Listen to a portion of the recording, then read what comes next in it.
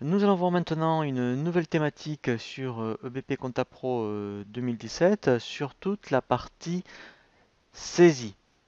Nous allons voir un premier tutoriel sur la saisie par journal. Nous verrons ensuite un tutoriel sur la saisie au kilomètre, ensuite sur la saisie, vous voyez ici pratique. Nous verrons aussi la saisie guidée, les abonnements et les ventes comptoir, et nous terminerons ensuite sur un mode de saisie un peu particulier mais qui est vraiment très pratique, qui va s'appeler en fait la saisie par ce qu'on appelle les comptes associés.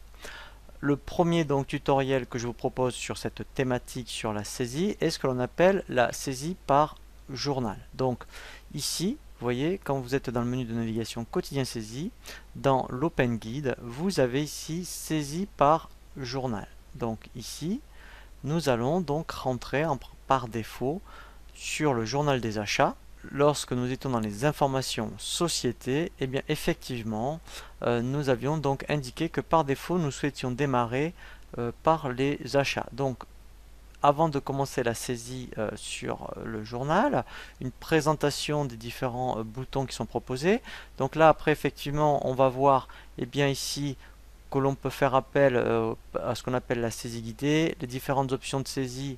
Voilà, donc c'est quand on veut modifier éventuellement par rapport à des saisies en cours de route, mais là normalement on y va très très peu.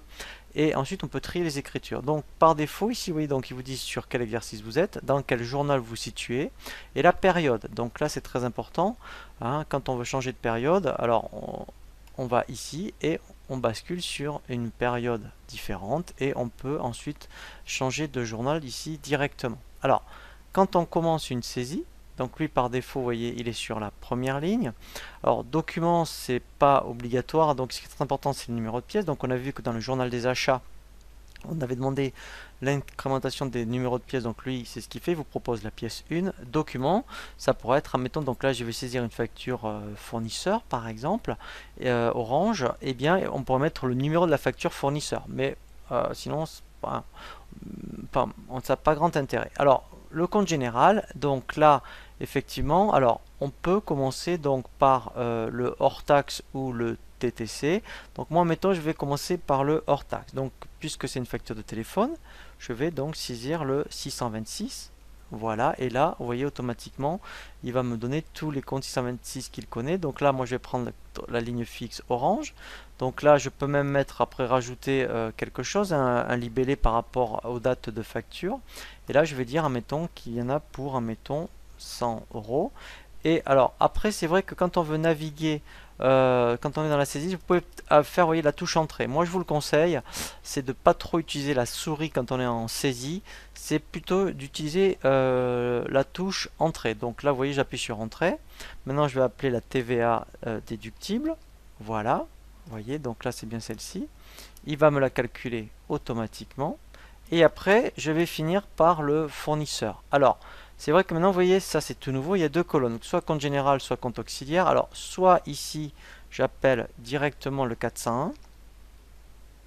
Voilà, alors là, vous voyez, c'est vrai que comme j'avais créé un compte général, il y a EDF. Et comme on avait vu aussi les comptes auxiliaires, si ici je tape Orange, voilà. Vous voyez, en fait, donc ça, il faut avoir suivi, je dirais, le tutoriel sur les informations sociétés. Ça, c'est tout nouveau. On peut mettre en place, et le plan comptable d'ailleurs, un plan comptable auxiliaire. Le plan comptable auxiliaire, c'est pour les clients et fournisseurs.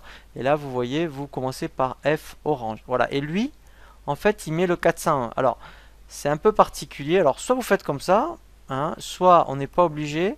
On peut très bien je vais supprimer la ligne. Vous voyez, donc quand on veut supprimer, vous voyez, je clique supprimer la ligne. Voilà, je vais recommencer. Voilà.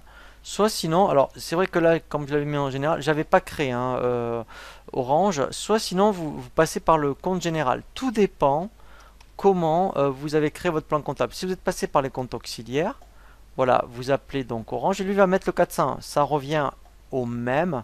Après, en fait, c'est sur, hein, comme je vous l'avais indiqué dans le tutoriel sur le plan comptable, c'est surtout pour rapport à votre expert comptable, s'il a CCMX ou Cegid, ben lui connaîtra surtout F pour fournisseur au lieu de 401.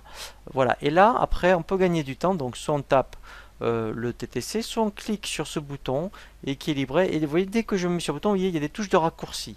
Et donc F12, si je fais F12 au clavier, ça solde l'écriture. Et vous voyez qu'il me met bien l'échéance. Voilà, donc en fait, ça, alors là, c'est vrai que j'avais ça, c'est intéressant. Si dans les, pareil, hein, donc là, il faut avoir suivi le tutoriel sur le plan comptable. Si vous mettez les modes de règlement dans les fiches fournisseurs, automatiquement, il va vous calculer l'échéance. Voilà. Et quand je veux rajouter des lignes, vous voyez, j'appuie sur Entrée.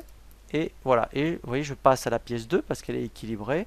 Et ensuite, voilà. Et après, je continue ma saisie. Donc ça, c'est ce qu'on appelle la saisie par journal. C'est donc de la saisie en mode pièce. On fait pièce par pièce. Voilà. Donc après, alors là, je vais supprimer cette ligne.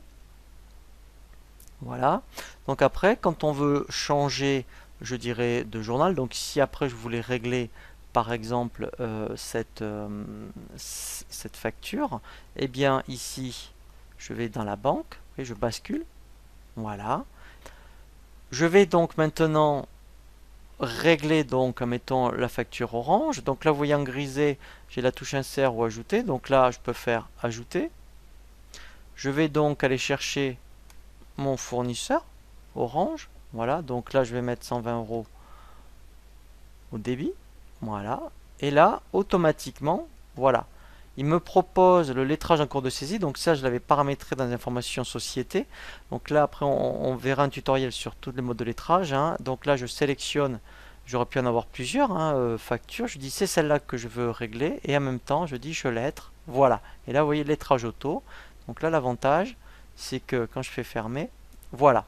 Donc il y a la contrepartie, mais en plus le fournisseur est lettré, donc ça c'est vraiment intéressant. Voilà, donc là après vous voyez, donc pour vous faire aussi une présentation sur les différents boutons, on peut consulter lorsqu'on est en saisie, eh bien un compte, hein, vous voyez consultation, voilà, donc consultation lettrage, on peut consulter un compte. Voilà, on peut également faire des opérations, voilà, donc traitement sur les écritures. Donc ça, on y reviendra, toutes ces notions comptables, hein, contrepassé, réimputé, voilà, mais on peut s'en sortir maintenant de la saisie, faire directement. J'aurais pu aussi régler, c'est une autre façon, hein, donc là c'est moins comptable, hein, maintenant. On peut donc régler directement la facture, hein, donc ça aurait fait directement le 512 tout seul. Voilà, donc là on a vu les principales je dirais options. Après effectivement on peut insérer, si j'avais oublié une ligne entre les deux, j'aurais pu insérer une ligne entre ces deux écritures. Voilà, donc et après effectivement, alors après donc je fais enregistrer et fermer. Et après vous voyez, voilà, donc là je suis au mois d'août et je peux également passer ici pour changer de journal par rapport aux factures que je dois saisir.